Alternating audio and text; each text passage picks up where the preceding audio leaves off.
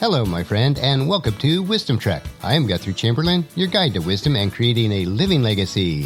Thank you for joining us for our 5-day-per-week wisdom and legacy building podcast. This is day 538 of our trek, and today is Philosophy Friday. Every Friday, we'll ponder some of the basic truths and mysteries of life and how they can impact us in creating our living legacy. Currently, we are on an extended multi-week trek as we explore the teachings of some of my virtual mentors such as Jim Rohn, Zig Ziglar, and Earl Nightingale. The core of the current trek is primarily based on Jim Rohn's book, The 5 Major Pieces to the Life Puzzle. I have learned a considerable amount from reading and rereading this book on my own trek of life, and I trust that you'll benefit from it also. Keeping with the continuity of Wisdom Trek, I have adapted it to the 5 Trails on Life's Trek. We are broadcasting from our studios at the Big House in Marietta, Ohio. With tasks or activities that we are involved in, it requires consistent persistence in a disciplined manner. This ties into the topic of the final trek on this trail, the Trail of Activity, as we explore why activity must be disciplined and determining the starting point of disciplined activity. If you've missed any of the past few Philosophy Friday treks, it would be good to go back and review them and get caught up on our progress so far. We have a lot of ground to cover today, so let's break camp and continue on this third trail of this extended trek as we cover the 5 Trails on Life's Trek, Activity Part 6. As a reminder, our overall extended trek covers these 5 trails: philosophy, attitude, activity, results, and lifestyle. First, we want to look at why activity must be disciplined. Discipline is a word that we have repeatedly used throughout this extended trek, and for a very good reason. There is a tendency for the negative side of life to infiltrate our plan, your dreams, your activities, in an effort to seize your control. There's a tendency for optimism to be surrounded by doubt. There's a tendency for a simple plan to become a complex plan. There's a tendency for courage to give way to fear, and for confidence to be overwhelmed by worry. Only through the consistent application of discipline can you prevent the negative tendencies of life from destroying your plans. With the passing of a little time and the attainment of a little bit of success, you can become careless. That is why those in pursuit of the rich and satisfying life must develop a new sense of appreciation for discipline and become aware of all that they can do and all that they can have. What you can do is remarkable. You can do the most amazing things once you have made the decision to tackle the disciplines that lead to a new philosophy, a new attitude, a new and intense level of activity. What you will do is your choice, and sometimes that is disappointing. Any day you can choose to walk away from whatever you are regardless of your circumstances. Step by step, one page at a time, one paragraph at a time, one new discipline at a time, you can begin the process of amending your activities to such a degree that today can become the starting point for a whole new life. Anyone can do it, so you can do it. You can do it by designing a good plan. You can do it by setting new goals. You do it by working every day on the little things that will make such a major difference in how your life turns out. Like everything else that success requires, developing the discipline that it takes to achieve your dreams is easy to do, and it is also easy not to do. What is the starting point of disciplined activity? Here's one of the best places to start on the process of working on new disciplines.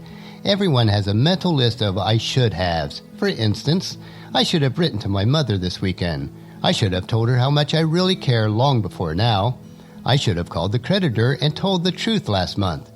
I should have started my new exercise program years ago. Any day that you choose, you can go to work on the basics, on the host of the small activities that will start the process of self-discipline. The joy that comes from the small achievements will start the miracle process. The early inspiration that comes from the practice of new and simple disciplines will start the process called soaring self-worth. It does not matter how small or how insignificant the activity is, because it is within those obscure and important disciplines that great opportunities exist. This kind of simple progress will build a ladder leading out of the abyss of failure and neglect that was once your dwelling place. With each new discipline, you will have constructed a new rung that will enable you to climb out of the darkness where the failures, the complainers, the confused and misguided gather to share their sad stories on how unfair life is. Building the ladder is easy to do. The smallest of disciplines, practiced every day, start an incredible process that can change your life forever. Until you have learned to take care of the little opportunities life brings your way, you will never master the discipline for living the rich and satisfying life.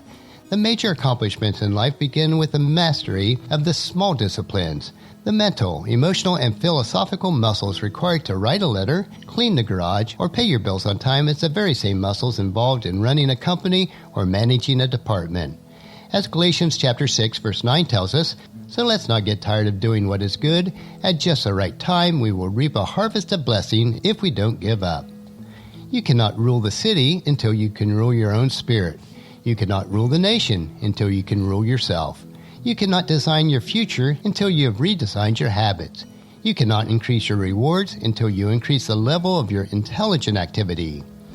The place to start is within yourself through the development of new disciplines. That is where success really starts, by becoming the master of the small details of your life. All the great rewards in life are available to you if you will discipline yourself to walk through those early stages of growth without neglecting any of the disciplines. You must not permit any small activity to rob you of your future health, wealth, friendships, and lifestyle. You cannot allow an error in judgment to delude you into thinking that letting the little things slide will not make a major difference.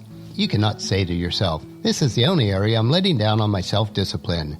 It is those only areas that will start the process of erosion of all your other disciplines.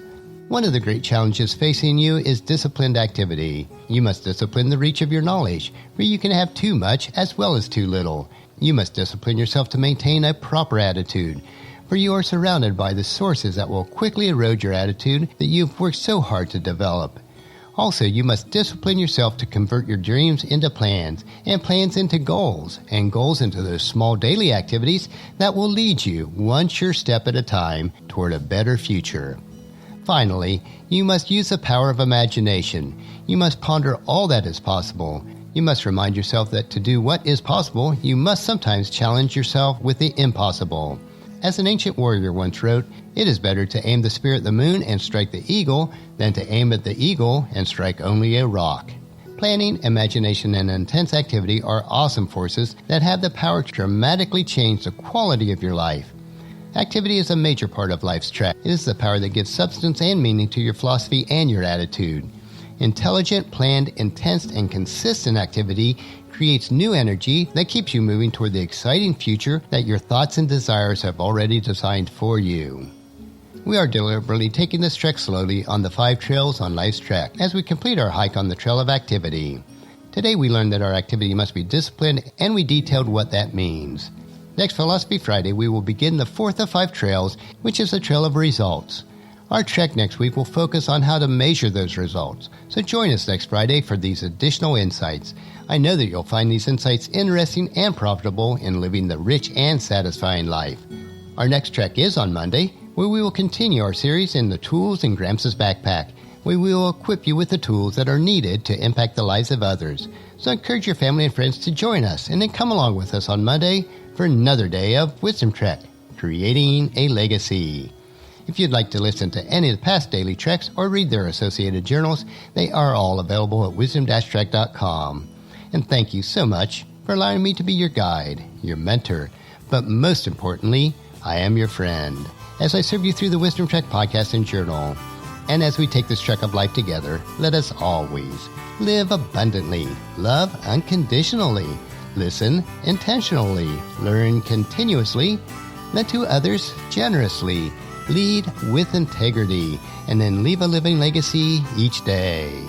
I am Guthrie Chamberlain, reminding you to keep moving forward, enjoy your journey, and then create a great day every day. See you on Monday.